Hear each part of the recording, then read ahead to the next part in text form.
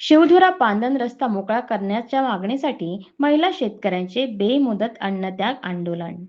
मारेगाव तालुक्यातील मौजा खडकी, करणवाडी ते घोडदरा व नरसाळा येथे जाणारा शासकीय शिवधुरा पांदन रस्ता तात्काळ मोकळा करून देण्यात यावा या प्रमुख मागणीसाठी महिला शेतकऱ्यांनी बेमुदत अन्नत्याग आंदोलन सुरू केले आहे.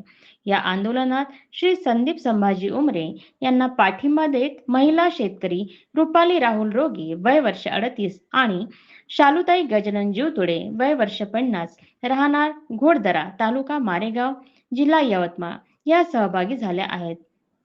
आंदोलनकर्त्यांनी दिलेल्या निवेदनानुसार मागील 4 वर्षापासून संबंधित शिवधुरा रस्ता मोकळा करण्यासाठी प्रशासनाकडे वारंवार तक्रारी व उपोषणे करण्यात आली, मात्र अद्यापही रस्ता पूर्णपणे मोकळा करण्यात आलेला नसल्याचा आरोप त्यांनी केला आहे. संदीप उमरे हे 16 जून 2026 पासून तहसील कार्यालयासमोर जनावरे व बैलबंडीसह भर पावसात आमरण अन्नत्याग आंदोलन करीत आहेत. तरीही प्रशासनाकडून या आंदोलनाची अपेक्षित दखल घेतली जात नसल्याने आंदोलनकर्त्यांमध्ये तीव्र नाराजी व्यक्त होत आहे. प्रशासन वेळकाढूपणा करत असून अतिक्रमणधारकांना पाठीशी घालत असल्याचा आरोपही आंदोलनकर्त्यांनी केला आहे. प्रशासनाकडून रस्ता मोकळा झाल्याचे वारंवार सांगितले जात असले तरीही प्रत्यक्ष परिस्थिती वेगळी असल्याचे त्यांनी स्पष्ट केले. शिवधुरा रस्त्याचा प्रश्न कायमस्वरूपी निकाली निघेपर्यंत आंदोलन सुरूच राहील असा इशारा महिला शेतकऱ्यांनी दिला आहे. तसेच आंदोलनादरम्यान काही अनुचित घटना घडल्यास त्याची संपूर्ण जबाबदारी प्रशासनाची राहील असेही निवेदनात नमूद करण्यात आले आहे. मारेगांव तहसील प्रशासन के कार्यालय के समीप पिछले एक सप्ताह से एक किसान संदीप उमरे नामक किसान ने शिव पांदन रास्ते के लिए अन्नत्याग आंदोलन छेड़ दिया है।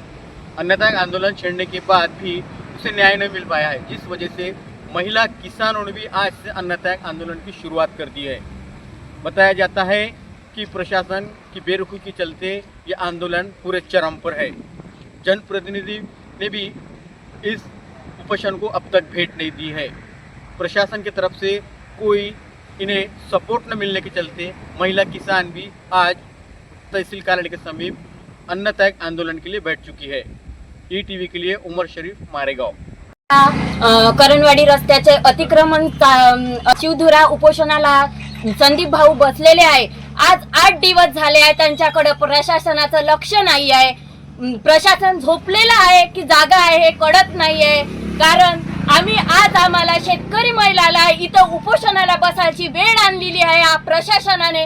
कारण महिलाला असं म्हणते का महिलाला हक्क हे आहे बा, पण कुठं आमचा हक्क गेलाय? आज आम्हाला उपोषण करायची वेळ आलेली आहे।